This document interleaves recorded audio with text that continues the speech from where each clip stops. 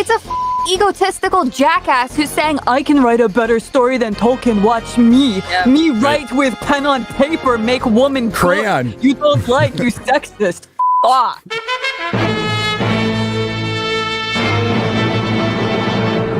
One of his sort of primary powers is the ability to change forms. Yes, by putting on a Sauron wig. is the ultimate predator. And what we're actually trying to do season 2 is get deeper in his mind and wanting to start from a place where you're understanding what's motivating Sauron. We have a different actor playing Sauron. I do. It's called Evil and World Domination. I don't think we really need to elaborate. The showrunner specifically said at the start of this series, it opens with a scene that will make you pity Sauron. Why? I'm wondering if they try to He's make Sauron. all these villains pitiable, because at some level they must realize that they really are the bad guys, but they don't want people to think of them as the bad guys. See, all you need to know is Sauron thinks he is the smartest motherfucker in the room. He thinks I know how to rule this world, and everybody has to just bend the knee to me. I have to be the dominant force on this world. That's his motivation. Cool when you put it like yes. Yes. This is a flashback about 1,000 years before the first season, after Morgoth has been defeated. A new age begins. Under me, your new master, Sauron. Now, who is this man? That's a kind of a big fucking reveal for a fucking for a featurette. Revealed that in this random behind-the-scenes promotional thing. What the fuck? So we're going in the first stage, right? And that's probably all the lines, right, of all of it. But yeah, there's not much to it, I'm sure. The Anatar form that we see this season, it's all for Celebrimbor, because he needs Celebrimbor and his understanding and his methodology and his craftsmanship to make these rings. It's very smart craftsmanship. So okay, so it's all for Celebrimbor. It's not just to blend in with the elves. It's just for Celebrimbor, who's seen him already. It's like, you remind me of somebody. Personally worked with him. Bro, if some motherfucker steps out of the fire, I'm saying, homie, get the fuck out of here. What are you talking about? Now, they have said that from Celebrimbor's point of view, he thinks this is like an angel come down to guide him. Yeah. Gil-galad, Galadriel, and Elrond all were suspicious of Anatar. They didn't know who he was, but they were just like, yeah, that's something I don't trust about the guy.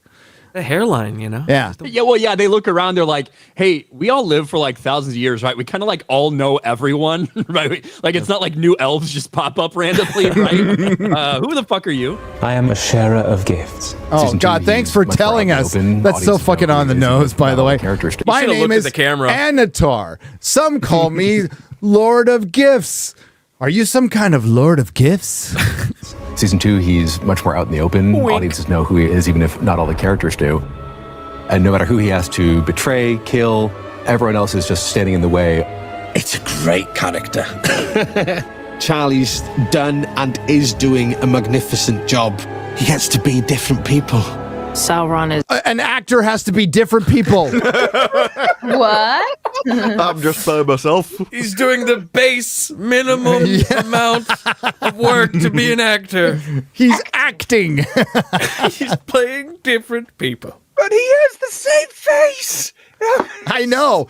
I feel like I'm taking crazy pills.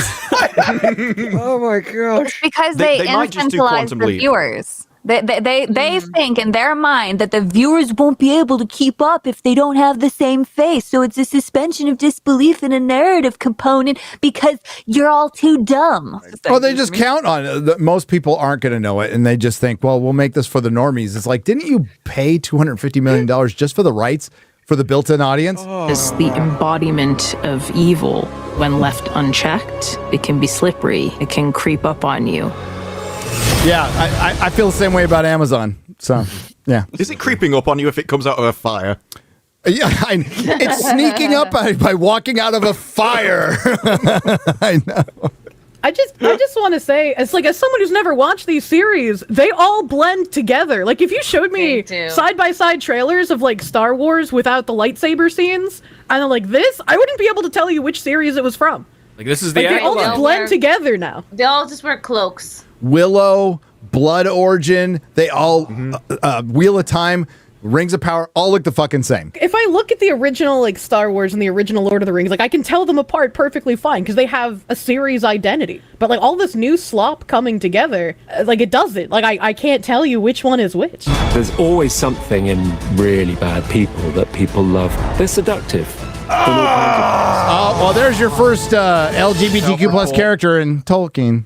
Grandma Brimbor. They're seductive. They're not seductive in the way this dumb fuck, though, thinks that they are. They're seductive because they are a fictitious representation of the worst aspects of humanity, which is fun to explore in fiction. When you have a bad character, the fan, if they are an obsessive fan, want to go write their fan fiction or draw their pictures or whatever, engaging in that bad aspect of them, whether it's to save them or make them worse. It's to engage with the worst parts of them. When you start to humanize a bad character, they lose that magic, and then you try to stop you don't want to fucking offend anyone, so he's got to have a tragic and misunderstood backstory, and he just wants to get pegged by the perfect girl. No! Don't have the villain. Well, these people are literally evil, and they identify with the villain, which is the reason why they find them seductive. Yeah, that's what I was saying earlier. Like on some level, these people realize that they're the bad guys, and so they have to humanize all the bad guys in media. But Tolkien's idea of evil was way better. Like the ring itself, way better. Could tempt good people, but it didn't tempt them by turning them into evil. They were scared of what they would do with the power to do good.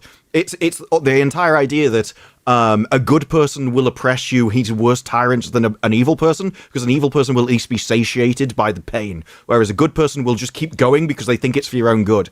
And so if Gandalf got the One Ring, he would be the worst kind of tyrant, because he would do what he thought was right, but he would do it to every single thing, and he wouldn't allow anyone to step out of thing. And so every single person would be just basically be like, and it was a robot seductive in the sense of manipulation and killing them with kindness and saying we're doing this for good. We're doing and not even the greater good. So with Sauron, when Galadriel was like just completely put off by Sauron, he recognized that, and he decided, I'm not going to fight with this girl. I'm just going to be very cordial and kind and respectful to her and kill her with kindness. That's what you just said blew my fucking mind, because I just put two and two together. So I've been playing the fucking Dustborn game, right? And so the gist of that, not to get too far into it, the gist of it is that you play a shitty character who is an admitted con artist who sows discourse and who triggers people. Like, that's her power. She gaslights people. She is proud of this, right?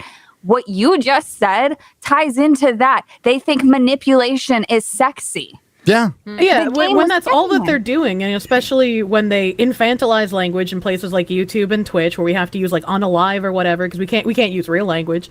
And then we get into how they have to subvert words where diversity no longer means diversity. Like Black Lives Matter did not mean that Black Lives Matter. Like they use these words in order to beat you with a cudgel so that you can't criticize them.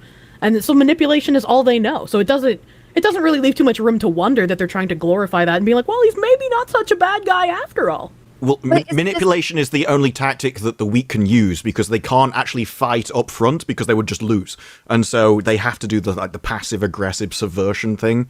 Genuinely thought the game was a parody made by people just trying to, make fun of the left. I was like, there's no way a progressive individual actually made this game. There is no way they would tell on themselves this badly. They do it all the time, though. Well, because they don't see anything wrong with it. Well, I mean, if you're just looking at the context of season 1 of The Rings of Power, Sauron was trying to turn things around, just wanted to be kind of left alone. Yeah, and it was Galadriel that corrupted him again. Pulled him back in. He was just like floating on a boat. He just wanted to be a blacksmith. On Numenor. He just wanted to get his official badge. No, she was like, you're the king. It could be your land again. Nerdrotic.com. Please subscribe.